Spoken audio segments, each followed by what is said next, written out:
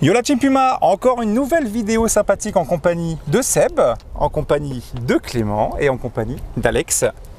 Tous les trois toujours gardes républicains. Vous avez pas mal de vidéos qui sont sorties juste avant, je vous invite à aller les voir sur du Gymkhana, du carrousel, ici même du plateau avec les exemples n'importe quoi, avec, excusez-moi, les conseils de ces trois compères qui m'ont aidé à faire le plateau, pas brillamment mais j'ai tenté de le faire, on va dire ça comme ça. Mais aujourd'hui, on va faire quelque chose qui, je pense, ça n'a jamais été vu sur YouTube. Ça n'a jamais été vu sur YouTube, les gars? Je ne pense pas, non. Je ne pense pas. On va faire quelque chose, franchement, je pense que moi et mon cadreur, on n'est pas prêts parce qu'ils n'ont pas voulu nous donner beaucoup plus de détails. On va faire aujourd'hui, bah tiens, je te laisse expliquer, Seb, qu'est-ce qu'on va faire aujourd'hui? Alors aujourd'hui, tu vas participer à une escorte de véhicules avec une escorte pilotée par deux motocyclistes de la garde républicaine. Donc c'est très simple, hein, le principe même, ça consiste à partir d'un point A, aller vers un point B, sans que ton convoi ne s'arrête. S'il s'arrête, c'est pas bon. Alors, c'est des consignes qu'on va se demander et qu'on va se donner.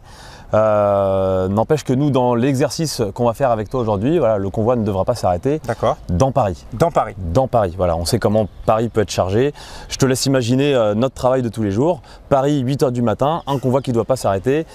C'est compliqué. C'est compliqué, voilà. Donc, on a beaucoup joué au Tetris. C'est un peu du Tetris dans Paris.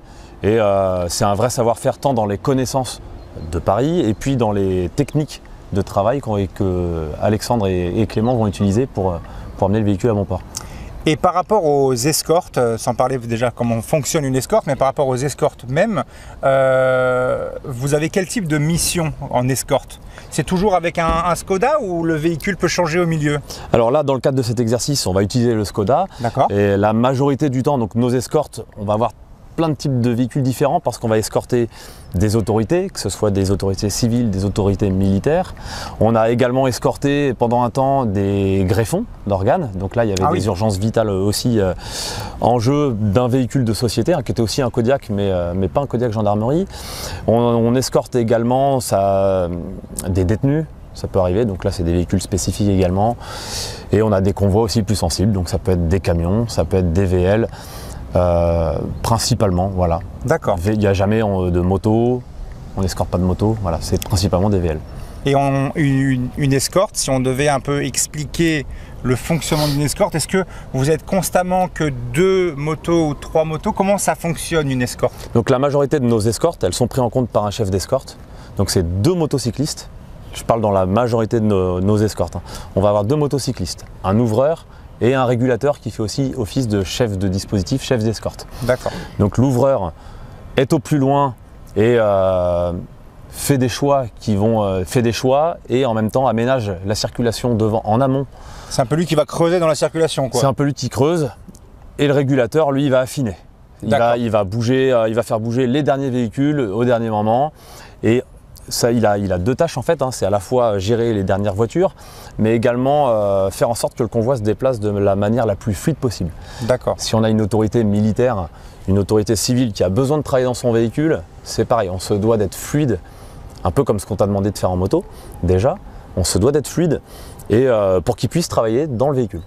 Et jamais de moto derrière le véhicule, toutes les bécanes sont devant. On peut avoir dans un convoi plus long avec on va dire une dizaine de véhicules, on peut avoir des motos à l'arrière pour sécuriser, puisque dans Paris on a des fois des 2 roues qui veulent remonter. Ah, qui veulent... Et donc on empêche des véhicules civils de s'insérer dans le convoi pour des raisons de sécurité, tant pour eux que pour le convoi. Et ça permet d'emmener tous les véhicules à bon port sans accident. D'accord. Et si on reprend ta phrase de comment se compose une escorte, tu as dit qu'il y avait un ouvreur. Tout à fait. Et l'ouvreur, c'est qui ici? Alors là, ça sera joué par Clément. Clément, je te passe le micro et explique-moi un petit peu ta mission. En gros, qu'est-ce que tu vas nous faire?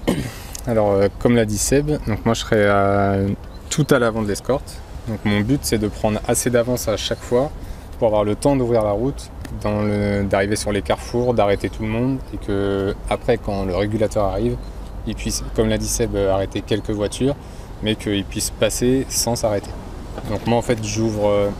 On va dire que j'écarte le plus de voitures possible et je roule plus rythmé. Moi, j'ai pas besoin de réguler parce que le but, c'est que dès que j'ai un carrefour qui est figé, où le régulateur va arriver, moi, c'est d'aller le plus vite possible au prochain point un peu plus dangereux et compliqué, le plus rapidement possible. En fait, toi, tu vas arriver dans une intersection et toi, ton but vraiment, c'est d'essayer d'écarter au maximum le plus vite de personnes à l'endroit où vous allez passer. En gros, c'est que le convoi puisse passer. Et après, c'est surtout que les gens comprennent qu'ils ne doivent plus passer. Parce que le fait de faire un trou, c'est facile. Mais si je passe et qu'après les voitures renquillent derrière moi, c'est là que c'est dangereux pour le régulateur. Donc le but, c'est qu'il y ait plus personne qui passe. Mais pas trop. Mais pas trop, ça dépend du terrain. Des fois, je dois être plus près, des fois un peu plus loin. En interfile, par exemple, on peut être trop loin parce que sinon les voitures se renferment. Donc c'est un jeu d'équilibriste, à savoir s'il faut être un peu trop loin, pas trop loin, un peu près. C'est le terrain qui commande aussi. D'accord. Et donc c'est pour ça qu'avec avant les escortes, on doit déjà nous réfléchir à où on va passer. Dans la fameuse salle avec la grande carte que vous avez vue avec le commandant. Voilà. Et avec mes connaissances et les connaissances du régulateur qui sont plus grandes, c'est lui qui va m'aider à savoir par où on peut passer et où c'est le plus intelligent de passer. D'accord. Et donc le régulateur, c'est moi. C'est Alex. Alors Alex, explique-moi tout ça. Le régulateur, alors c'est le plus ancien à l'unité. En général, hein, il est plus vieux que moi en âge, mais je suis un petit peu plus vieux que lui à l'unité, donc j'ai commencé un peu avant lui, donc j'ai un peu plus d'expérience et c'est pour ça que je me retrouve à cette place aujourd'hui. Donc moi, mon rôle de régulateur, je suis aussi chef d'escorte, donc c'est moi qui vais prendre contact avec les officiers de sécurité, les gens des pelotons d'intervention quand c'est par exemple un détenu ou des choses comme ça, pour caler les horaires, les itinéraires qu'on va prendre et toute l'escorte en général. Voilà. Et puis pareil, je vais briefer les chauffeurs avant de partir, leur expliquer un peu comment on travaille, parce qu'on travaille rarement avec les mêmes chauffeurs. Il y en a qui ont déjà travaillé avec nous et d'autres pas du tout, ils découvrent. D'accord. Donc mon travail, c'est de leur expliquer en condensé ce qu'on va faire, comme ça ils ne sont pas surpris et puis tout se passe bien. Donc sur la route, moi je vais être au plus près du véhicule, parce que comme je suis le plus expérimenté et que ma mission principale c'est de sécuriser le convoi, il faut que je sois au plus près pour vraiment le sécuriser. Donc on va se mettre en route. Je vais laisser Clément faire son travail, parce que je lui fais confiance. En fait, c'est vraiment un travail d'équipe. Tous les deux, on se fait confiance. Lui me fait confiance parce qu'il sait que je vais lui laisser du temps, et moi je lui fais confiance parce que je vais le suivre en fait. Oui. Donc il va faire son travail. On a une radio pour communiquer. Donc moi je vais lui dire voilà, ça me plaît, etc. Et on peut quand même faire des petites modifs en roulant. Donc il va me dire donc qu'il est sur son carrefour. Moi je peux lui dire, je peux lui annoncer que c'est très bien ce qu'il fait, on continue. Mais des fois il peut prendre un choix, moi je peux décider autrement, et en fait on va composer comme ça, parce que l'escorte c'est pas, on peut pas tout prévoir dans la salle. Tout blanc, c'est il peut y arriver des véhicules. On peut pas se dire dans la salle des cartes on va faire ça. Non, ça marchera pas. Donc en fait on compose en roulant, et donc ça c'est l'expérience qui fait qu'on y arrive, et l'objectif c'est de jamais s'arrêter. Voilà. Donc moi je reste devant et je gère la vitesse du convoi pour qu'ils soient en sécurité, et l'objectif ultime c'est de ne pas s'arrêter. C'est de ne pas s'arrêter. Parce qu'un véhicule à l'arrêt, c'est un véhicule en danger. Voilà. On est là pour la sécurité. C'est vraiment ça, l'escorte, c'est la sécurité. C'est pas juste se déplacer rapidement pour des fantaisies ou quoi. Non, c'est vraiment sécurité. Et par rapport à la sécurité, tous les trois, comme je vous ai ici, ça sera donc ces trois personnes qui seront ici qui vont faire l'escorte demain, parce que là on filme juste la veille, parce que il fait bon. Donc on a décidé d'avoir un beau temps. Donc demain on verra ce que ça donnera niveau météo. Mais est-ce que ce genre de choses qu'on fait là pour la vidéo et découvrir ça, est-ce que c'est des choses que vous faites vous en exercice?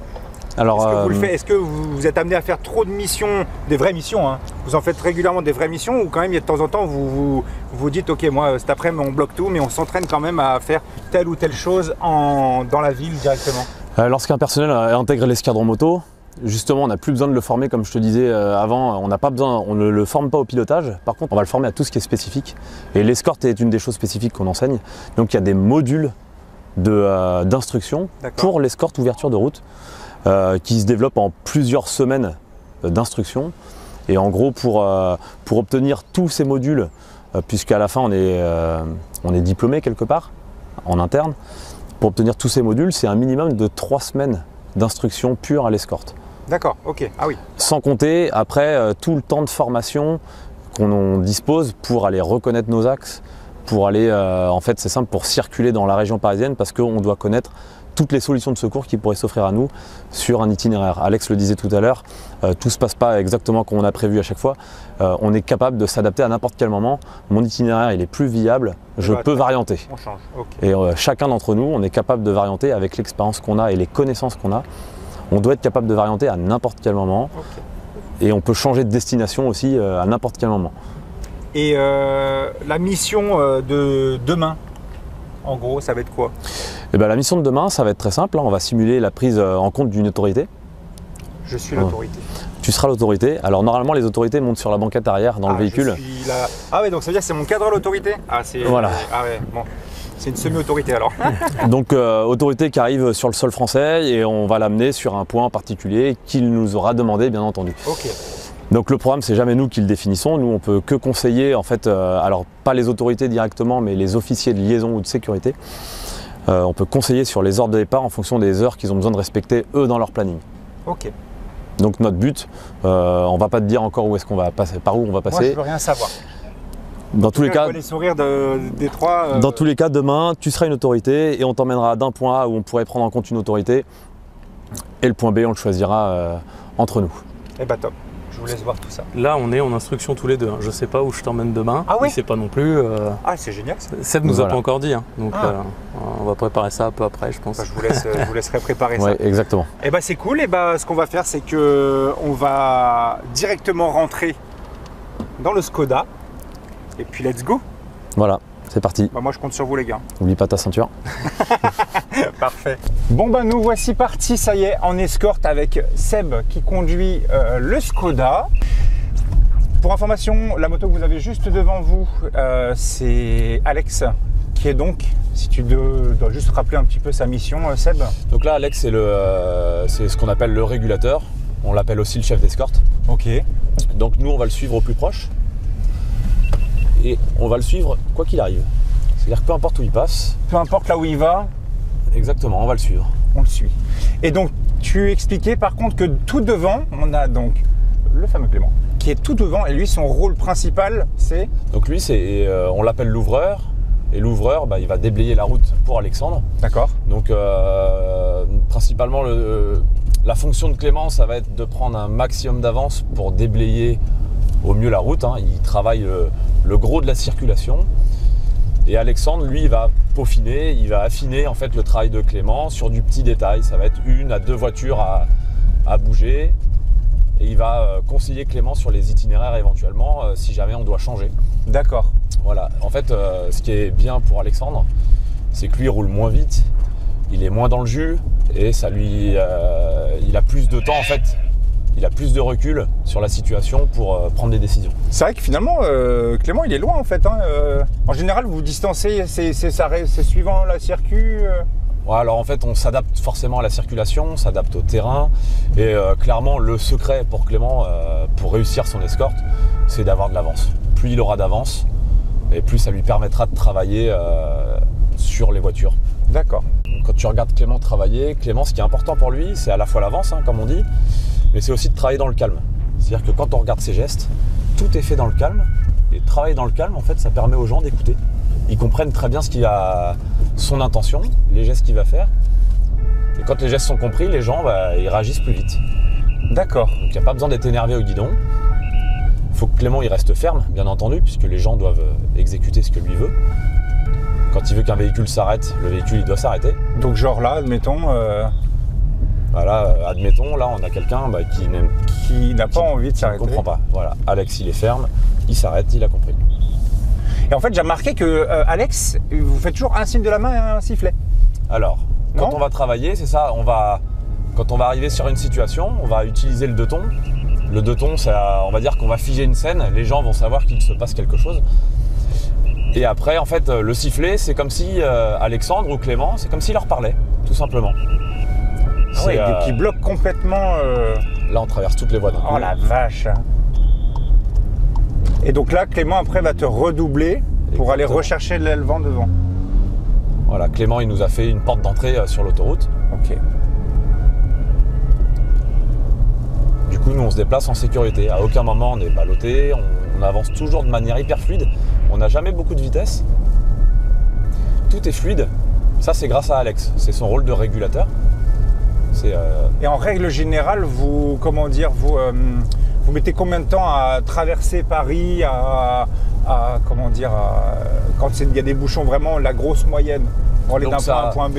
On va dire que pour aller de la Grande Couronne vers un point particulier de Paris, on va se donner un délai de 30 minutes en moyenne. D'accord. Ça dépend où est ce point-là, ça va dépendre forcément de la circulation. Mais on se donnera toujours un petit temps. On préfère avoir une marge, quitte à ralentir et travailler en sécurité, plutôt que de vouloir absolument arriver vite sur le point. Parce que voilà, le but d'une escorte, ça reste de se déplacer en sécurité. Et vous n'avez pas besoin forcément là d'être plus que 2 à l'avant en fait. Non. Parce que là, on voit que Clément, il commence déjà à ouvrir la brèche. Un 3e, ça serait... Ça nous amène, ça nous arrive de travailler à 3. À 3, c'est sur de l'interfile comme ça, c'est encore plus de confort, puisqu'on a un élément supplémentaire qui a encore de l'avance. Et l'avantage, c'est que les voitures sont encore plus poussées sur le côté. Hein. On peut quasiment, en interfile, se dégager une voie complète de circulation. L'avantage en région parisienne, si vous regardez bien, c'est là sur l'autoroute, les gens ils ont l'habitude que des véhicules se déplacent en interfile. Donc les voitures qui sont le plus à gauche, elles sont déjà serrées à gauche, elles savent ce qui se passe, ils écoutent très bien, et on n'a plus qu'à se concentrer sur la voie du milieu. D'accord, ok. Donc la voie du milieu, on les rabat un petit peu sur la droite, juste de quoi laisser passer le véhicule et ça passe. On va dire que lorsqu'on a une autorité civile ou militaire, la fluidité c'est hyper important. Voilà, les gens ils aiment pas être Et toi tu mets jamais ton 2 tons? Alors, nous on met pas le 2 tons, voilà. Ça permet en fait aux automobilistes de se concentrer sur le travail de Clément et sur le travail d'Alexandre. D'accord. Parce que si je commence moi à mettre du 2 tons, les gens vont regarder le véhicule, vont regarder notre véhicule, ils vont plus regarder les gestes d'Alex et de Clément. D'accord, ok. C'est pour ça que j'utilise pas le 2 tons. Moi j'ai les feux bleus quand même d'allumer là, puisqu'on a un véhicule gendarmerie. Ah là t'as la rampe là? J'ai quand même la rampe d'allumer. Ok. Ça permet quand même d'être identifié. Mais je vais pas mettre le 2 tons. Voilà, les gens ils sont concentrés à la fois sur le 2 tons d'Alexandre, mais surtout sur le sifflet. Mais c'est vrai que le sifflet, tu l'entends pas mal en fait. Hein. Le sifflet, c'est fou quand même. On va dire que c'est un incontournable dans nos escortes. C'est un peu notre manière de parler aux gens. C'est un coup de sifflet, ça interpelle énormément. Ça interpelle énormément et généralement, quand on entend le coup de sifflet, on regarde la personne qui siffle. Oui, c'est vrai. Et donc, ça permet de regarder ce que le gendarme demande. Donc voilà, ça ralentit encore un petit peu devant. Là, tu vois qu'Alex, il freine complètement son allure et ça laisse le temps à Clément de travailler.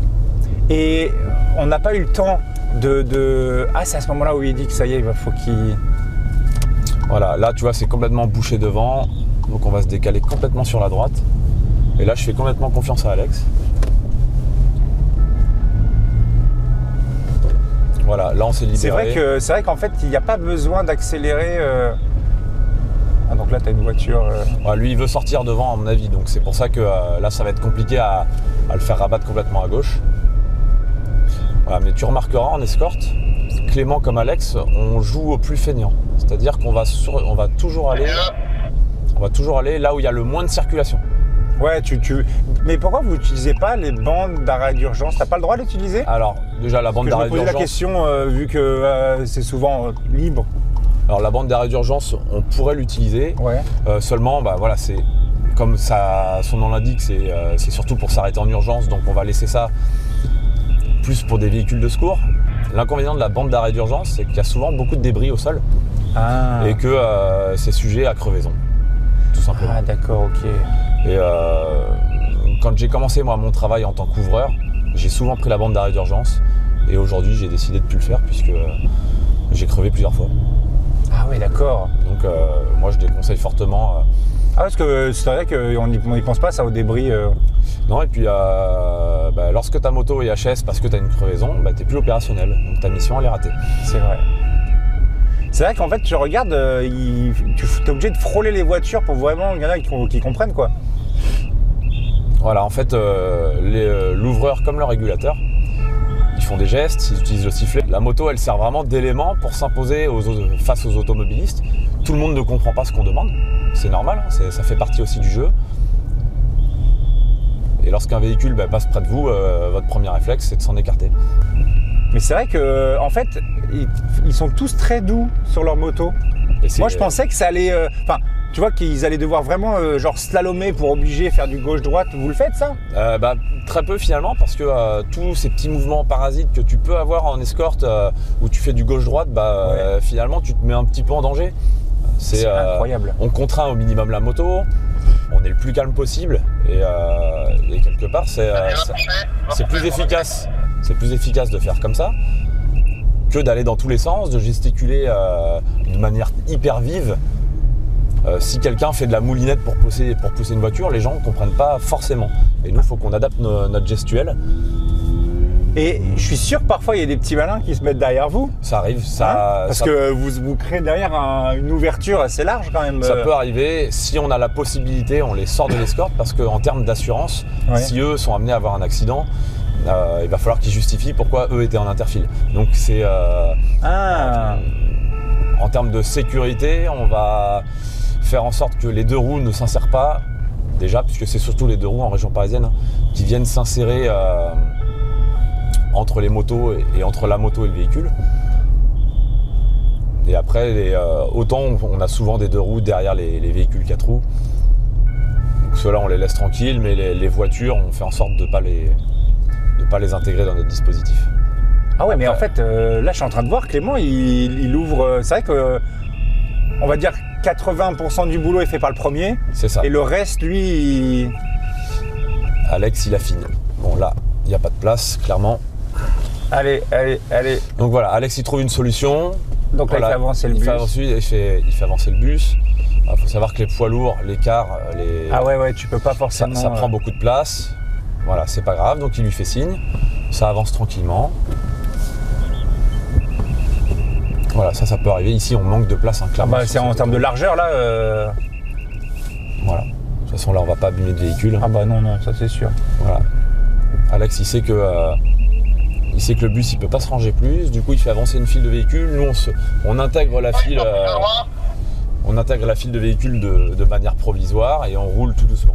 C'est hyper intéressant, de fou. Hein. Oh là là, t'apprends plein de choses. Et d'ailleurs, on a oublié de parler de quelque chose, parce que là, on le voit très souvent avec le bras à droite, alors que les gars sont à droite. Oui. À droite, et vous avez un régulateur? Vous avez un petit bouton où tu tiens la vitesse ou... Alors, on a un bloc poignée. Donc, c'est une espèce de vis sur la poignée de gaz qui nous permet de la bloquer. Donc, ça agit un peu comme un régulateur de vitesse. C'est ouf. Ça agit comme un régulateur de vitesse, sauf que là, l'avantage, c'est que ça se déconnecte pas au moindre coup de frein ou lorsqu'on débraye. Ça te bloque un peu la poignée, Ça bloque la poignée. Ça empêche la rotation. Et on peut agir sur les freins, on peut relancer la vitesse lorsqu'on relâche les freins. Du coup, ça nous permet de réguler sans dépendre de l'électronique. Alors là, le camion, lui... Voilà, attends, on va faire un champion, ça va le faire.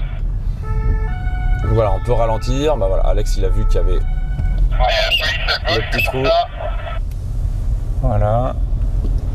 Voilà, nous on suit, quoi qu'il arrive, on suit Alex. Même si Clément, il est parti sur un côté. Voilà. Ouais, je suis revenu à droite, je suis à droite.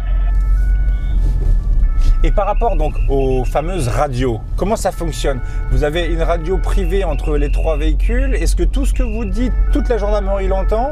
Alors nous, on est donc sur une radio type gendarmerie.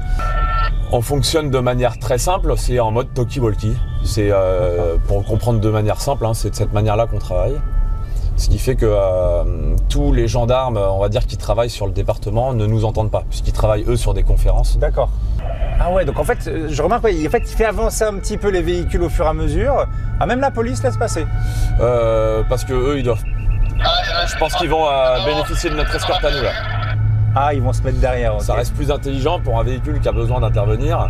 Ça nous arrive aussi des fois en escorte d'intégrer des véhicules qui sont en intervention. Ah, c'est pour ça qu'ils mettent les pimpons aussi derrière. Voilà. Alors par génial. contre, le problème c'est qu'eux mettent du pimpon. Mais sauf que eux, on n'entend plus les sifflets. Et on les entend plus. Voilà. Ah. Et puis en plus, on est dans un tunnel. Voilà. Donc là, c'est d'autant plus. Donc c'est pas génial. Parce que là, si on regarde bien, Alex qui est juste devant nous, on n'entend plus rien. Ça fait partie du jeu, comme on dit. Ouais. Voilà, tu vois, clairement, là, l'interfile, c'est compliqué. Là, l'interfile, c'est compliqué. Donc, Clément, il fait ce qu'on appelle des chicanes. C'est-à-dire qu'à un coup, il va arrêter une file de voitures, comme celle de gauche, là. Elle est arrêtée. Et nous, on intègre la file de droite. Sauf quand on a des gens qui ne comprennent pas. Ah bah voilà. Allez. Et c'est là où il faut quand même garder son calme. Hein. Bah, c'est hyper important. Après, ça fait... comment dire, ça fait partie du travail. On sait très bien que tout le monde ne va pas comprendre. Donc et puis ça sert à rien de s'énerver en fait. Parce qu'en s'énervant, on gagne rien. Et puis tu peux faire des mouvements ou des choses qui font que... Oui, voilà. Mais c'est là où quand même ça doit être de moments stressants. Parce que des moments, quand vous faisiez à l'époque du transport d'organes, bah, des moments, c'est que le temps est compté quoi. Donc, alors quand on faisait du transport d'organes, alors le pilote du véhicule, c'était un pilote civil. Ouais. Et pour le coup, les gars sont des pilotes, hein, ils ont le gabarit de leur véhicule, vraiment, ils le maîtrisent. Hein. Ils le maîtrisent vraiment bien. Et du coup, bah, nous, on avait juste à lui ouvrir la route de manière urgente, donc avec un rythme qui n'est pas celui-ci. Hein. Qui est un rythme hyper dynamique, on cherche la minute, hein, on cherche la seconde, on connaît l'urgence que peut avoir un greffon. Hein, donc, et puis après, c'était une mission hyper valorisante parce qu'on sauve des vies. Et puis quelque part, bah, c'est il y a beaucoup de gratitude, il y a beaucoup de reconnaissance par rapport à ça. Donc voilà, Clément un peu d'avance, il nous crée un sas d'entrée. Ah ouais, là c'est tendu parce que là il faut bien serrer à droite. Et alors là, je vais un peu spoiler le truc, hein, mais Alex il nous ouvre une petite voie, Clément lui va bloquer le périphérique parisien. Ah d'accord. Voilà, parce que le périph il est à l'arrêt déjà, donc il prend pas de risque à se mettre devant les voitures. Et ah ouais, parce que lui il est obligé d'aller loin pour commencer à recréer une porte pour que vous puissiez arriver. Et Clément crée une porte, il fait avancer en même temps la file dans laquelle on se trouve. D'accord. Puisque les véhicules sont plus faciles à bouger quand ils sont en train de rouler. Oui. Quand ils sont en train de rouler, on peut soit les arrêter, soit les déplacer, enfin on en fait un peu ce qu'on veut. Si tout est arrêté, on peut rien faire. Donc là ça devient fluide parce que Clément a bloqué le périph et on s'insère de manière calme. C'est impressionnant. Et finalement ils n'ont pas tant besoin que ça de se parler à la radio. Non. Parce que chacun sait ce qu'il doit faire en fait, entre guillemets, mis à part si vraiment là il y a un problème qui survient, mais quand tout reste comme ça. Alex, en fait, qui a plus de recul, il peut donner d'autres instructions à Clément. Par exemple, Clément, j'ai besoin de toi au plus proche. Donc Clément va réduire la distance entre les deux motos. Ou à l'inverse, sur de la voie rapide, il peut dire bah, Clément, prends un peu plus de champ, prends de l'avance. Comme ça, les voitures vont se déplacer plus tôt. Donc Alex aura moins de travail à faire. J'ai enfin compris pourquoi Clément, je n'ai pas vu Alex, ont mis des bouchons d'oreille. Je pensais pas qu'ils allaient siffler autant. Je me suis dit, bon, tu siffles quand vraiment il y a besoin, mais en fait, chaque bras, un sifflage. Exactement. C'est fou. C'est vraiment ça. Et puis après, on sait tous que la moto, en termes de bruit extérieur, on est quand même soumis au vent, on est soumis à beaucoup d'éléments extérieurs déjà dans un casque. Plus le sifflet, plus le deux tons. Si on ne veut pas avoir de perte d'audition, il faut se protéger. Ça fait partie des éléments de protection. Donc la gendarmerie nous dote d'éléments de protection pour les oreilles. Et ça fait partie de la tenue quelque part. Si tous les jours le périph' pouvait être comme ça, rouler sans s'arrêter. Ah ouais, ça c'est dans les rêves. Dans les rêves, ça c'est sûr. Après voilà, clairement la circulation ne va pas en s'améliorant en région parisienne. Donc les missions sont de plus en plus compliquées en termes de rapidité des Alors quelque part on ne cherche pas forcément la rapidité en soi, mais il y a beaucoup d'axes qui sont fermés sur Paris. Il y a depuis le Covid clairement il y a beaucoup plus de véhicules puisque les gens prennent moins les transports en commun. Donc ils prennent plus une voiture. Exactement, du coup tout le trafic se densifie. Donc nous, notre utilité est avérée lorsqu'on a besoin de nous, on est hyper utile. Mais c'est vrai que nous, on s'en aperçoit en escorte où c'est de plus en plus chargé, quoi. Ah, tu m'étonnes. Donc voilà, sur les voies rapides, Clément et Alexandre, ils travaillent à peu près tout le temps sur les mêmes schémas. Il n'y a pas on va dire qu'il n'y a pas de surprise. On va privilégier l'interfile dans les bouchons. Et si jamais c'était fluide, on serait voie tout à gauche. Voie tout à gauche. La voie tout à gauche. Pour pouvoir manœuvrer facilement des voitures sur voie rapide, il faut être, en termes de vitesse, un tout petit peu au-dessus du flux de circulation. C'est-à-dire qu'imaginons le flux de circulation, c'est 50 km/h. Nous, on va dire qu'on va se mettre à 60 km/h. On ne se met pas un gros différentiel de vitesse parce qu'après, ça devient dangereux. D'accord. Mais un peu au-dessus du flux de circulation, ça permet en fait que le danger va venir que de devant et pas de derrière. On ne se fera jamais doubler. on ne se fera pas doubler par l'arrière puisqu'on est au-dessus du flux de circulation en termes de vitesse. Et vous faites comment si à un moment vraiment il y en a un qui est dans le convoi et il comprend rien?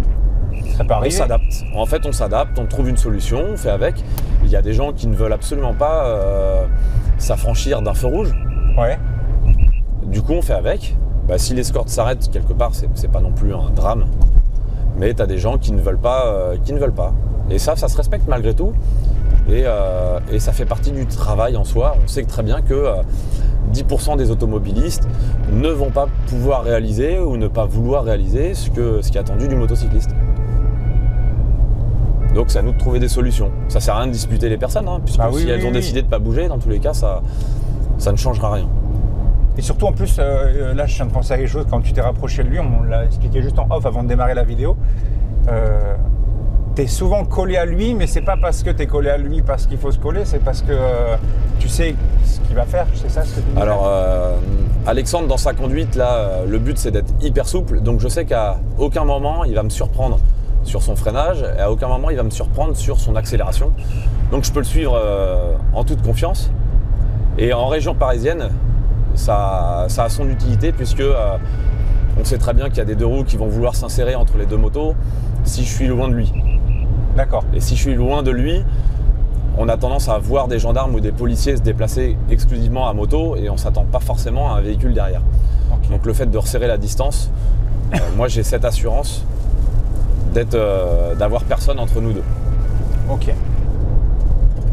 Après, Alexandre il peut être amené malgré tout à freiner. Hein. Oui, il suffit que là il y en a un qui déboîte. Il y en a un qui déboîte, Alexandre il peut être amené à freiner. Si lui est capable d'anticiper le fait qu'il va devoir freiner fort, il va lever la main. Comme ça, moi je vais être averti de attention, ça va freiner plus fort qu'à l'ordinaire. Ok. Donc moi je vais pouvoir anticiper aussi mon freinage. Et puis après c'est aussi, ça reste aussi à moi de regarder la route. Donc je suis capable aussi d'identifier un véhicule qui me mettrait en danger. Hein. Si je le sens pas, clairement je freine. L'itinéraire, c'est prévu à l'avance ou vous donnez les grandes lignes? Alors pour les itinéraires, on a... Alors pour tout ce qui est itinéraire, en fait on définit des grandes lignes dans un premier temps, des points de passage qu'on va choisir, qu'on va décider de prendre ou de ne pas prendre en fonction de ce qu'on va avoir en face de nous en fait. D'accord. Et tout ce qui est, admettons, voie cyclable, des petites routes comme ça, c'est des choses que vous prenez ou pas du tout là? Alors ça, Parce que là, comment tu fais là? T'as la voie de gauche, mais... Alors dans une situation comme celle-ci, là, clairement, on sait très bien que le véhicule, il va pas passer sur la piste cyclable. Donc Clément, lui, il trouve une solution pour se porter au feu, puisque là, clairement, c'est un feu qui nous bloque. Donc Clément est passé par la piste cyclable, avec son deux tons, son sifflet au cas où il y aura un vélo. Et là, il dit aux gens vraiment d'avancer. Voilà, ils avancent, même avec le feu rouge. Clément, il leur demande d'avancer, et nous, on avance tranquillement. Ah, le fameux feu rouge. Voilà. Putain, les pauvres, ils ramassent en pluie là. C'est vrai qu'en plus, nous, on est à l'abri. Après, nous, on va en escorte. Clairement, il y a des pistes cyclables suffisamment larges dans Paris. Ouais. On va les éviter quand même. Ah ouais, vous les prenez pas? On va les éviter au mieux, sauf si c'est vraiment, si on est sur un trafic complètement saturé. D'accord. On peut être amené à les utiliser, mais voilà, il y a de plus en plus de vélos dans Paris. Et clairement, si on peut éviter les pistes cyclables, ça permet d'éviter des dangers. Hein. Les vélos sont bien dans leur piste cyclable, on va pas trop les déranger. Ça reste dangereux d'emprunter une piste cyclable. Ouais, surtout que bon...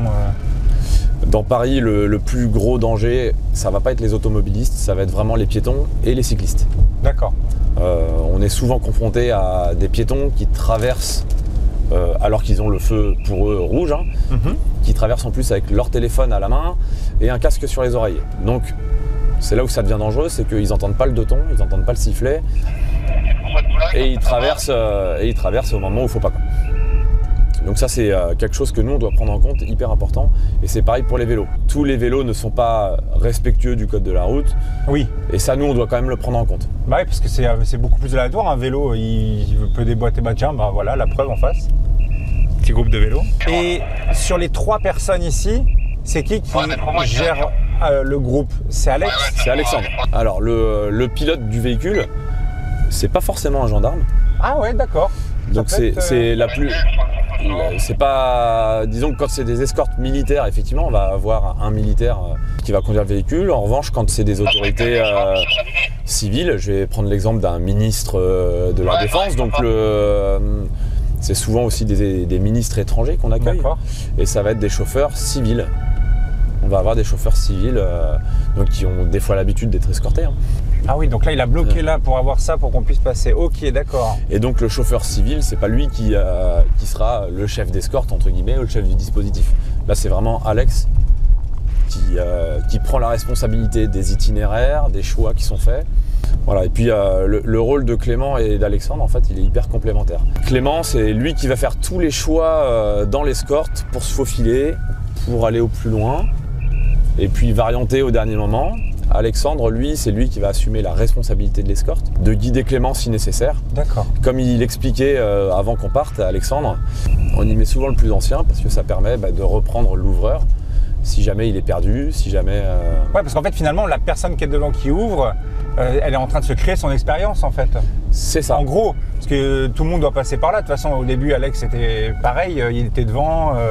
Et après, au fur et à mesure que tu prends de l'expérience devant, après, tu peux commencer à te mettre ici. On a tous commencé devant. Ok. Et après, avec l'ancienneté ou le grade, on se retrouve chef de mission, chef d'escorte. Là, c'est tout droit, je vois tout là, tout droit. Voilà, là on est sur une situation où clairement je sais que Clément n'a jamais pris cet itinéraire Ouais. et Alex l'a un peu guidé. Oui, parce que en même temps, connaître toutes les rues, c'est compliqué C'est quand très même. compliqué, c'est très compliqué et toutes les rues elles changent en permanence dans la région parisienne, ça va changer de sens. Des fois on a des rues qui sont à double sens qui passent en sens unique. Ouais. Donc il faut sans cesse en fait s'instruire sur les voies de circulation. Ok. Ça c'est hyper important. Et puis t'as beau faire souvent du Paris, avoir 10 ans d'expérience, quand Paris ça change, t'es comme tout le monde, hein, tu découvres à un moment donné et il faut se réadapter rapidement. Voilà, en fait, ce qui est bien une journée comme aujourd'hui, c'est que voilà, Clément, lui bientôt il va terminer sa formation d'ouvreur. Ouais. En fait, il passe un module prochainement là. D'accord. Donc c'est le module final d'ouvreur. Donc ça va être validé ou pas validé en fonction de sa réussite. Hein. C'est dispensé par un examen le dernier jour. Et en fait, ça associe à la fois les techniques d'escorte, si elles sont maîtrisées, si toutes ses intentions en termes avec les automobilistes, elles sont réussies. Et ça va aussi évaluer toutes ses connaissances dans Paris qu'il a accumulées depuis qu'il a l'escadron moto. Voilà, c'est un module, clairement, si on le fait passer... En fait, t'es obligé en fait, dans ce que vous faites, t'es obligé de rouler pour, en fait, tu peux pas arriver à être bon comme ça, en fait. Sinon, faut être... Alors bon, c'est vachement prétentieux, mais dans tous les cas, on doit avoir une cartographie de l'Île-de-France dans la tête. Ah, mais ça, c'est sûr. On ne maîtrise pas toutes les rues, toutes les routes, on les maîtrise pas sur le bout des doigts, mais les grandes directions, on se doit de les connaître, c'est obligatoire. C'est obligatoire, ça permet de rebondir, et ça, il n'y a que les années de pratique. C'est pas en une semaine qu'on va apprendre tout Paris, clairement. Hein. Et c'est pour ça que le module que lui va passer prochainement, c'est un module qui se fait au bout de plusieurs années de présence à l'escadron moto. D'accord. Parce que clairement, tu mets un non-parisien qui a 6 mois d'escadron moto, il va forcément échouer parce que ses connaissances ne lui permettront pas de réussir les thèmes en fait. C'est le genre de thème où tu peux avoir un changement de programme en cours de route. D'accord. Il se peut qu'on soit sur une urgence sanitaire qui arrive au dernier moment et l'hôpital, on peut ne pas le connaître, Ouais. on peut ne pas savoir exactement où il est, et nous, clairement, l'échec, il n'est pas envisageable. Ah bah non, c'est sûr. Donc, si j'ai une personne, j'annonce à Alexandre, je peux lui annoncer, écoute, là, ça va pas du tout, il va falloir qu'on se porte sur tel hôpital. Alexandre, vous pouvez changer d'itinéraire si à un moment ça pour peu importe la raison, on doit pouvoir emmener n'importe quelle personne sur un hôpital de la région Île-de-France. Okay. Alors, clairement, c'est compliqué de maîtriser l'ensemble des hôpitaux d'Île-de-France, hein, il y en a quand même un paquet. Ça, c'est sûr. Mais là, tout de suite, on doit être en mesure de se diriger vers un hôpital. Ok. Donc là, Et après, ça sera à gauche. là, par exemple, on n'est pas loin de l'hôpital américain de Neuilly. Ça, il faut le savoir. C'est quelque chose Ça, faut le savoir. Ça, Alex, il le sait. Alexandre, je sais qu'il le sait. Lui, Alexandre a déjà validé ses modules d'ouvreur, Ouais. déjà, et il a aussi passé son module chef d'escorte. Ok. Donc pour rentrer plus dans le détail, les modules chef d'ouvreur, il y a 2 modules d'ouvreur, 2 fois une semaine. Le premier, tu le passes rapidement, en fait, c'est où il t'apprend toutes les techniques d'escorte, disons une grosse majorité. Les gestes. La gestuelle, la manière de procéder, comment on utilise sa moto, parce que c'est pareil, hein. La moto, il y a quand même beaucoup de boutons dessus, faut la maîtriser, et c'est pas le truc auquel on doit penser lorsqu'on est en escorte. À aucun moment, Alexandre, il regarde ses boutons. Et entre ses boutons pour actionner le deux-ton, son bouton pour actionner la radio, les clignotants, les appels de phare, enfin voilà, c'est des... Ça, il n'y pense même pas en fait. Il n'a pas besoin de regarder ses commandes pour utiliser sa moto. Donc ça, c'est dans les premiers modules, tu apprends à gérer les commandes de ta moto et tu apprends la gestuelle. D'accord. C'est des gestuels qui sont simples à comprendre. Hein. Lever le bras. Ah bah là, moi depuis tout à l'heure, oui, on les comprend. Lever le bras pour arrêter un véhicule, savoir faire ralentir un autre véhicule. Ça, c'est quand vous faites la vague. Voilà, avec un geste très clair, très calme, toujours. Savoir rabattre un véhicule, c'est pareil. Voilà. Et en général, les escortes que vous faites, vous, dans la garde, c'est des escortes, c'est souvent assez long ou c'est souvent quand même des trajets, quand vous, on va dire une grosse moyenne, est-ce que là, on va vous dire, vous partez de Paris et vous devez aller jusqu'au Mans, tu vois ce que je veux dire? Nous, principalement, on va agir sur l'Île-de-France. Voilà, on va pas sortir de la région parisienne. Et clairement, une fois qu'on est sorti de Paris, ça circule quand même assez bien. Et du coup, on n'a pas besoin de... souvent, nos limites de bond, on va dire que ce sont les barrières de péage. Ok. Les premières barrières de péage, ça va être notre limite de bond, puisqu'après, on considère que ça va circuler. Et ça peut arriver que certaines escortes, elles soient prises en compte après par des gendarmes locaux. D'accord. Quand on a une escorte, ça arrive de récupérer une escorte qui arrive par exemple d'Orléans et on va avoir des gendarmes missionnés pour emmener l'escorte sur un itinéraire simple jusqu'à la barrière de péage la plus proche de nous et nous on récupère pour rentrer dans Paris intramuros. Ok. Donc après en termes de temps d'escorte, on n'est jamais au-delà d'une heure d'escorte, moi ça m'arrive jamais. On va dire que les moyennes c'est entre 15 et 45 minutes en fonction des points qu'on doit atteindre. D'accord. Sachant qu'on va privilégier dans une escorte, pour aller sur n'importe quel point, on va d'abord privilégier les gros axes, donc les voies rapides et les gros boulevards, et après on va aller au plus petit en arrivant sur zone, tout simplement. C'est-à-dire que des fois il vaut mieux contourner un quartier de Paris, un arrondissement de Paris. On va contourner un arrondissement de Paris en passant par des gros axes. On va gagner du temps plutôt que d'aller des fois au plus court dans des bouchons ou des rues à sens unique. C'est ce que expliquait quand on en parlait avec Clément ou Alex, c'est que vous préférez, au lieu de là où tu sais que c'est full bouché, et ben tu te fais une petite bouclette à côté, mais au final tu seras plus rapide parce que ce sera plus fluide entre Exactement. guillemets, quoi. Et nous c'est vraiment ce qu'on recherche, hein, c'est de la fluidité et de la facilité d'accès. Parce que comme je te le disais encore tout à l'heure, on fait au plus feignant. Moins on a de voitures à bouger, plus c'est facile à faire. Et plus on est quelque part en sécurité. Se faufiler entre les voitures, arrêter des voitures à contresens comme Clément est en train de faire, il faut le faire le moins possible. Donc là Alex il va faire avancer la file de gauche, je pense. Donc là il va refaire comme avant, il va refaire avancer. Voilà, Clément a fait avancer en fait, voilà, c'est une stratégie. Parce qu'en fait parfois, même si Clément devant a son passage, il y a parfois des mecs qui se disent il est passé, c'est bon. C'est bon, je repars moi. Mais n'empêche que Clément il trouve une solution. Là Clément, clairement ce qu'il a fait et ce qu'on n'a pas vu, c'est que Clément il a fait un petit peu avancer les voitures, tu vois, il y a moyen de gagner 1 mètre par voiture à chaque fois. Et au final 1 mètre par 1 mètre par 1 mètre. Un peu là pour que nous derrière on puisse se faufiler. Et du coup c'est exactement ce qui s'est passé. Clément en gagnant mètre par mètre, il a gagné 20 mètres. Faut avoir l'œil partout. Là tu vois il y a le vélo, faut y faire gaffe. Il peut déboîter, tu as des piétons qui traversent. À gauche aussi. Voilà, il y a beaucoup de choses à prendre en compte dans Paris. Et tu vois, il y a un peu de monde, mais on avance hyper fluide. Et tu vois, là, on s'est pas arrêté encore une fois. Là. Et en général, pour des grands convois comme ça, c'est quoi genre le max en sécu que vous pouvez faire? C'est-à-dire combien de véhicules à escorter vous pouvez amener? Alors ça, c'est pas nous qui choisissons. Disons que ça m'est arrivé d'avoir des convois de 25 véhicules. Oh la vache, vous êtes 25 25 véhicules. 25 voitures comme ça 25 voitures comme ça. Oh. Et là, on adapte le dispositif. Là, on va privilégier 4 motos parce que y a des motos qui vont devoir rester sur place pour tenir les carrefours. Ah oui, ok. Là, clairement, Là, on passe, on est juste derrière Alexandre qui a fait des signes aux automobilistes. La dernière voiture, elle pourrait être à 100 mètres derrière nous. Donc là, il faut quand même verrouiller les carrefours pour pouvoir évoluer dedans en sécurité. D'accord, ok.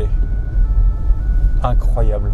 Donc, je ne sais pas si tu connais un peu Paris. Ah bah alors moi je connais Paris en tant que touriste. D'accord. Donc normalement, le touriste connaît l'endroit où on va se diriger là, qui est la place du Trocadéro. Ah bien. Ça oui, ça je connais ça. C'est marrant, ça paraît même maintenant banal pour les feux rouges. Voilà, dans Paris, même en escorte, hein, on dépassera rarement le 50 km/h. Je sais pas si tu fais attention. Bah c'est vrai que oui, ça j'ai vu. Ça sert à rien de rouler vite puisqu'on va se retrouver dans des bouchons. Donc on régule à 30. On est entre 30 et voire 40 km/h. Là je suis en vitesse de pointe presque là. Et on n'a pas besoin d'aller vite. Voilà, là c'est des zones piétonnes, donc c'est pareil, il faut faire gaffe. Puis en général, le Trocadéro, c'est souvent blindé de touristes, quoi. Donc il y a toujours des gens qui connaissent rien du tout et qui font pas attention. C'est à nous de faire attention. Clairement, voilà, les gens ne nous entendent pas forcément, comme je te disais. Tu vois, là, ils débordent un petit peu. C'est à nous de faire attention tout le temps. Et ça se passe comment C'est une question bête, mais moi, c'est une question que je me pose. Je suis en voiture, je suis à un feu rouge, il y a un radar de feu. Et vous êtes derrière, vous dites je passe, ben, on fait comment? Et ben, c'est une question bête, mais comment on fait? Alors c'est la grosse problématique, hein, clairement. Ouais. Je me mets à la place d'un automobiliste qui est sur un radar de feu. Sur la droite, après. Forcément, il va avoir des appréhensions. Donc clairement, il y a des écrits de service qui permettent déjà sur des photos de voir les véhicules gendarmerie qui arrivent à ce moment-là. Et c'est à nous aussi de savoir, nous on va s'adapter à ça. Alors là, je coupe un petit peu ce que je te dis, puisque regarde, on arrive face à la Tour Eiffel. Ah, c'est beau là. Ah là là là là là là. Ça fait plaisir ça. D'ailleurs, même ah oui, puis il y a des gens qui sont mis là en train de faire leurs photos. C'est ça. Et en fait, quelque part, c'est à nous de connaître les itinéraires pour savoir où est-ce qu'il y a des radars de feu. Comme ça, on sait très bien qu'on va pas avoir à forcer il faut pas qu'on ait besoin de forcer le passage pour obliger quelqu'un à faire ce qu'il n'a pas envie de faire.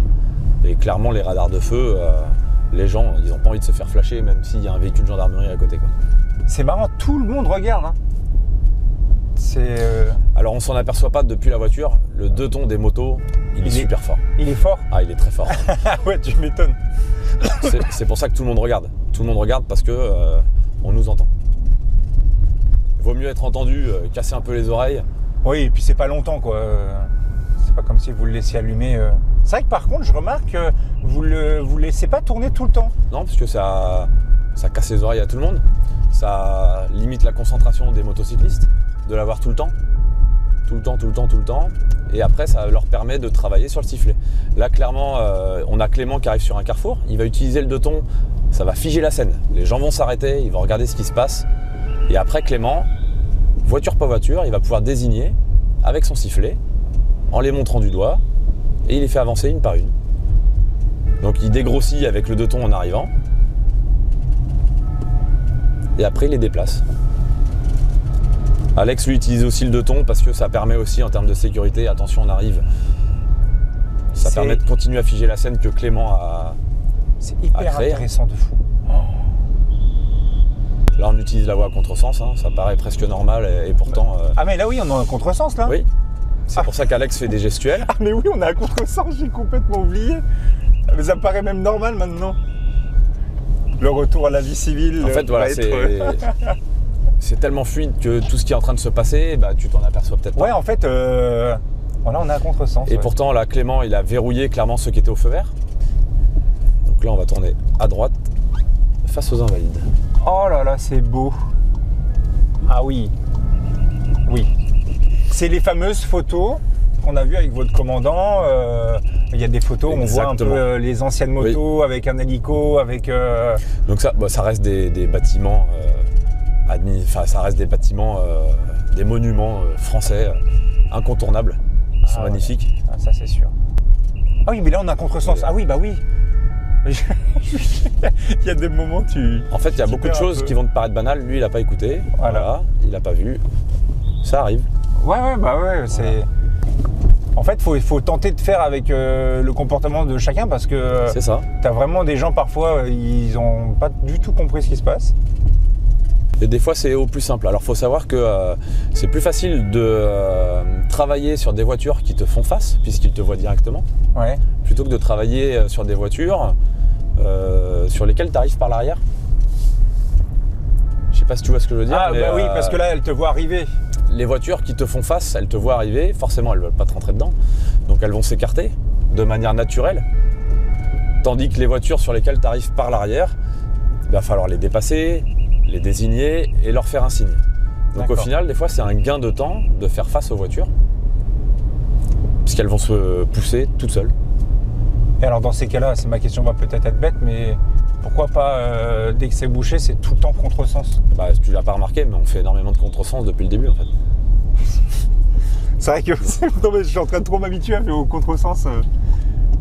Après, c'est vrai que bon, en même temps, bon là, il y a de la pluie, il y a les routes. Enfin, moi, je les connais pas non plus, donc il y a des moments, je pense que c'est une voie à nous, mais non, pas du tout. Non, exactement. Et en fait, tu vois pas forcément les lignes blanches. On fait un petit arrêt avec Alex. Alors, qu'est-ce que tu en as pensé un petit peu là de Paris sous la pluie avec les bouchons? Parce que nous, derrière, vraiment, c'était salle de thé. Hein. Nous, on a pu discuter, parler. Ah bah tiens. Ah. Eux, ils n'ont pas d'escorte. Non, mais bon, ils ont du boulot et puis bah, tu as pu le voir sur la route là, il y a un peu de monde aujourd'hui. Oui, c'est sport. Hein. Ouais, Et il faut faire super gaffe parce que bah, pavé, pluie, enfin, ça doit glisser un petit peu là. Bah, je sais pas si tu as vu là, quand on a remonté les quais là, une espèce de mousse blanche là, ça fait longtemps qu'il n'a pas plu. On voit que je pense qu'il doit y avoir un peu de gasoil partout, etc. Donc là, l'objectif, on était comme en délégation. Donc quand on a quelqu'un de, ça peut être un ministre ou un chef d'état-major des armées, le nôtre, un étranger, etc. Donc c'est des gens qui, de un, sont sensibles. Et donc ils ont besoin d'être sécurisés. En plus, ils ont pas mal de rendez-vous, mais notre but, comme je te disais avant de partir, c'est pas, on n'est pas là pour les déplacer rapidement en fait. On est là pour les sécuriser parce que c'est des gens qui sont sensibles et donc mais après c'est aussi des gens occupés. Donc ils profitent du moindre instant pour travailler. Donc là typiquement. D'où la question. Juste avant que j'allume la caméra, tu me dis alors est-ce que tu as pu signer des papiers ou être sur l'ordinateur? Non, oui, bah alors clairement oui. Bon bah voilà. Là franchement. Bah voilà, mon travail c'est ça, c'est de mettre en œuvre l'escorte et de ne pas s'arrêter donc pour la sécurité, chose qu'on a réussi à 99% parce qu'il y avait quand même beaucoup de monde aujourd'hui. Et après, voilà, c'est que la personne se sente en sécurité, puisse faire tout ce qu'elle a à faire et en fait qu'elle ne se soucie pas du tout de ce qui se passe à l'extérieur. Ah ben, franchement, moi, déjà moi étonné de tout parce que bah, forcément, c'est pas quelque chose que tu fais régulièrement. Toi, c'est ton boulot, donc tu le fais quotidiennement. Mais non, franchement, c'est vraiment top les gars, ce que vous faites. Hein. Puis tu sens que parce que c'est ça au début, moi je partais dans l'optique, tu vois. C'est peut-être ce que je voyais un peu trop à la télé ou sur internet. Je pensais que vous alliez vraiment être, tu sais, faire du gauche-droite, tu sais, genre des gestes, machin. Pas du tout. J'ai l'impression que vous êtes dans un aquarium, c'est tout doux, c'est les gestes, tout est. Ouais, c'est l'objectif en fait, c'est comme ça qu'on apprend à travailler chez nous. C'est si je te fais des gestes très très rapides, tu es dans ta voiture, tu as ta musique peut-être un peu fort, bah voilà, moi je l'ai vécu, quelqu'un d'Île-de-France qui vient travailler à Paris, il est dans les bouchons, il n'est pas forcément focus à tout ce qui se passe autour. Tu es dans ta petite bulle, tu vas mettre 1h30 à rentrer chez toi.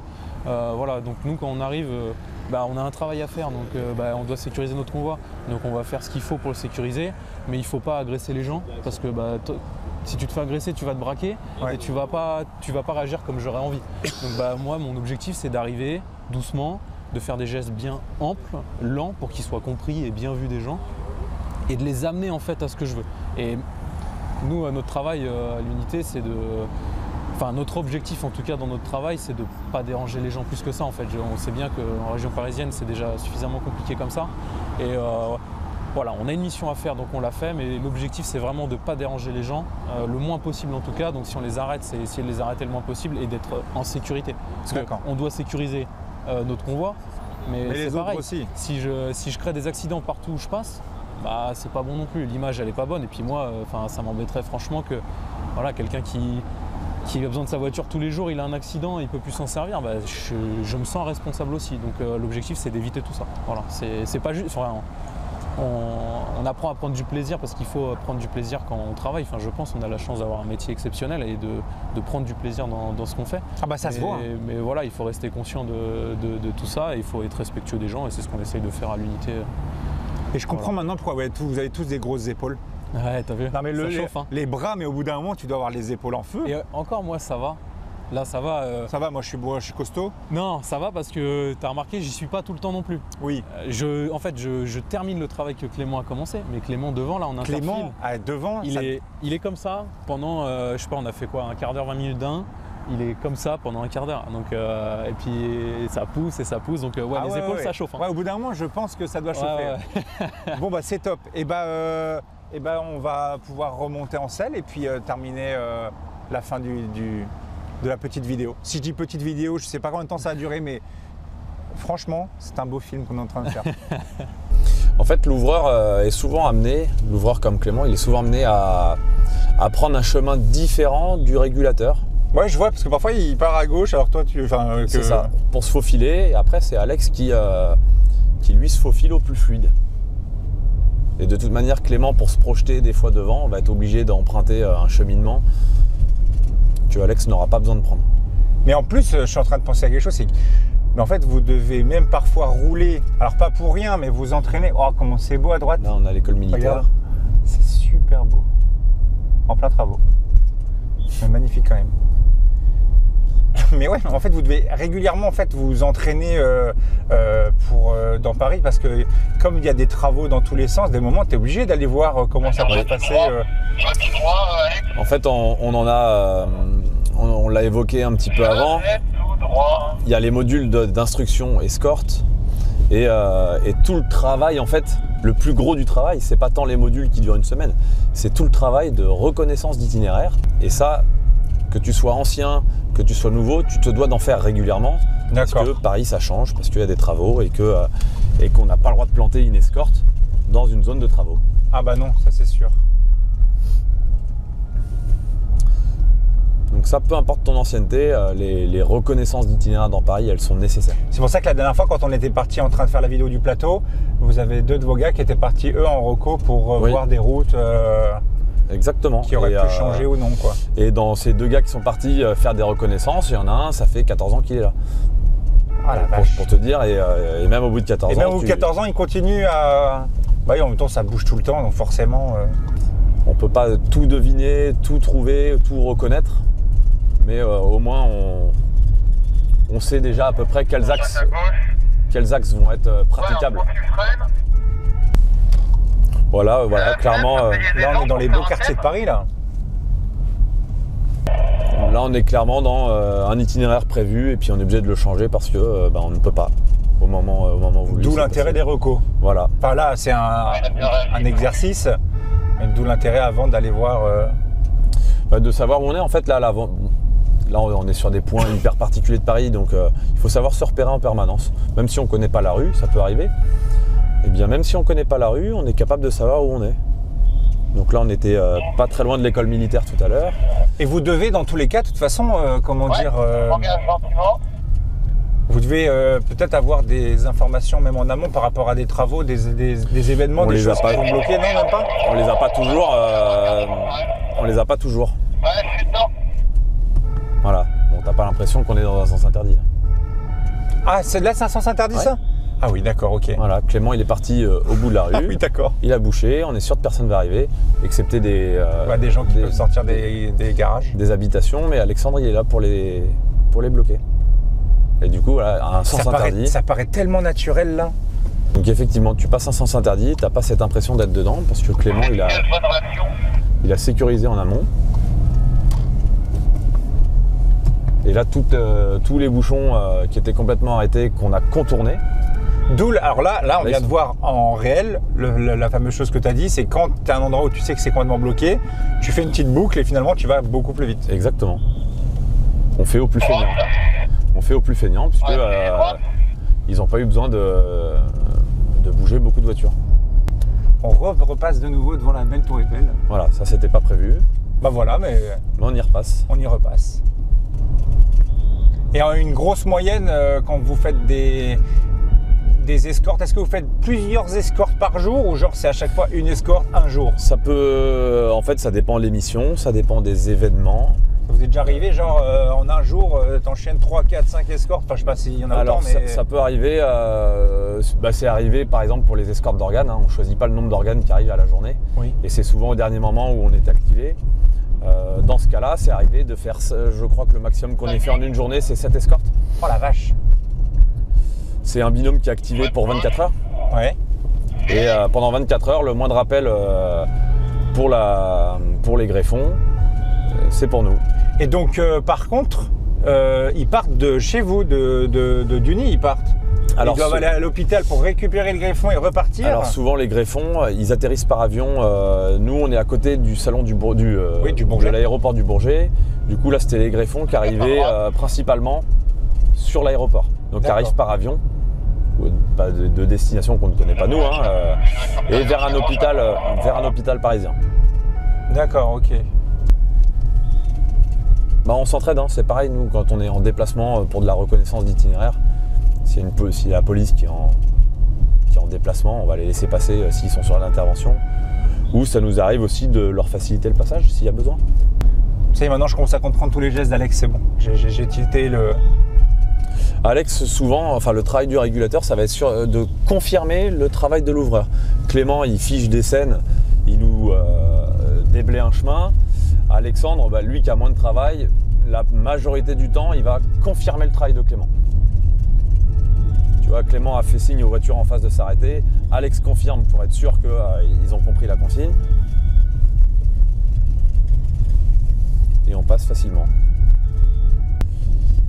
Et alors si tu reconnais, à gauche... Champs-Élysées? Exactement. Si je dis pas de bêtises. Parce que là, il y a l'obélisque. Et là, on attaque les Champs-Élysées. Les fameux Champs-Élysées en face. À contresens pour l'instant. C'est incroyable. Puis d'habitude, les Champs-Élysées, tu mets, quand c'est bien bouché, tu mets 40 minutes pour aller là-bas. Bon, alors je connais pas le temps. Ah oui, mais je connais pas le temps avec les feux rouges. Je connais pas le temps parce que là, je le pratique jamais personnellement. Et après, la plupart du temps où nous on remonte les Champs-Élysées, c'est lors des escortes protocolaires avec le président de la République. D'accord. Donc on voit pas à droite, il y a le palais d'Élysée. Ouais, tout au fond là-bas. Il n'est pas tout au fond. Alors, tout au fond, c'est ce qu'on appelle Beauvau. C'est un petit peu avant l'Élysée.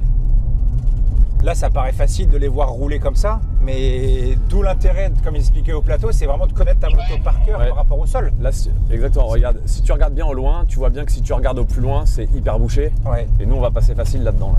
Mais t'as du mal à te le dire. Hein. Bah oui, parce que là, c'est bloqué à droite et en face, c'est blindé aussi. Voilà. Et ben, on va se déblayer un chemin. Voilà.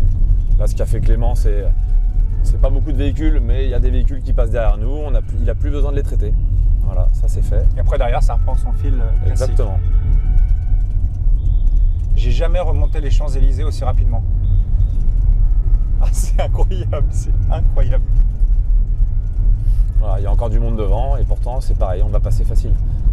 Et c'est vrai que quand on était en bas, si tu prends le temps de regarder au plus loin, tu vois bien qu'il y a beaucoup de monde. Et qu'à notre passage, c'est plus cette impression-là qu'on a. Là, il y a des voitures. Clément, il va faire un petit espace, juste l'espace suffisant.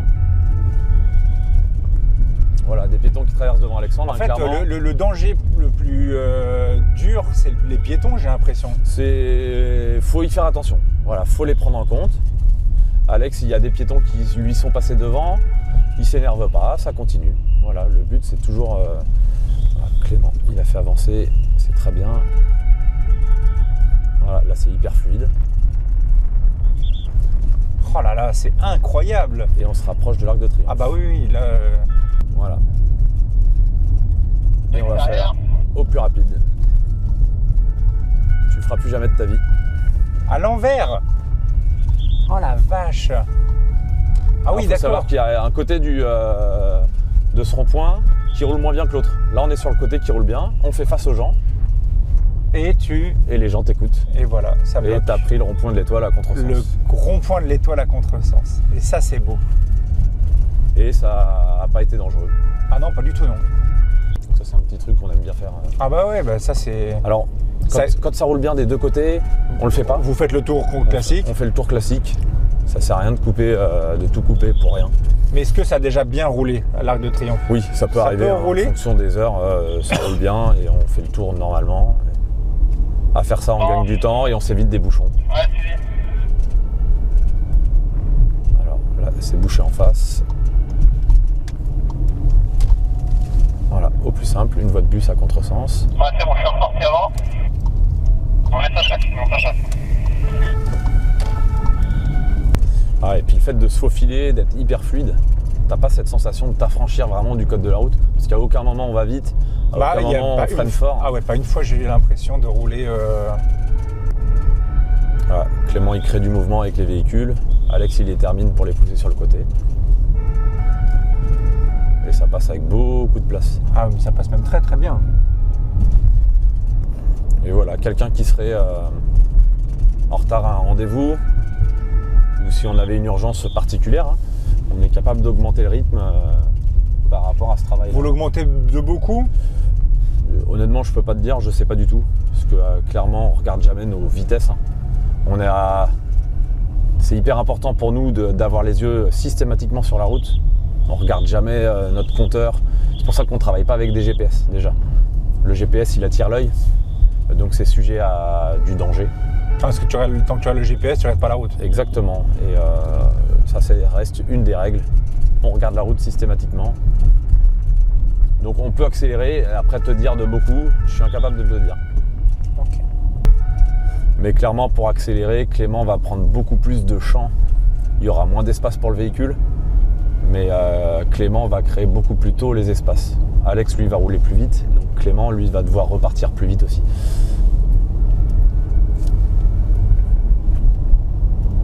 J'ai l'impression que c'est devenu normal. Ouais. Je suis en train de te voir rouler et de les voir faire. J'ai l'impression que tout est hyper fluide.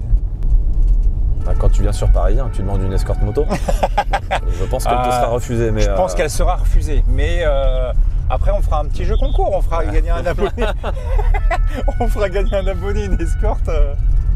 Ah, moi, je trouve là, c'est les pavés mouillés là dans Paris. C'est en moto, c'est. Faut faire super gaffe. Hein. Faut être hyper vigilant et c'est. Avec beaucoup d'encre ou de gaz. On en revient à ce qu'on disait hier. On n'a pas le temps de former au pilotage, puisqu'on doit former à ce travail. Ça prend beaucoup de temps pour être formé à ce travail. Et du coup, voilà, les mecs, ils doivent savoir piloter leur machine. À aucun moment, tu t'occupes de ton pilotage.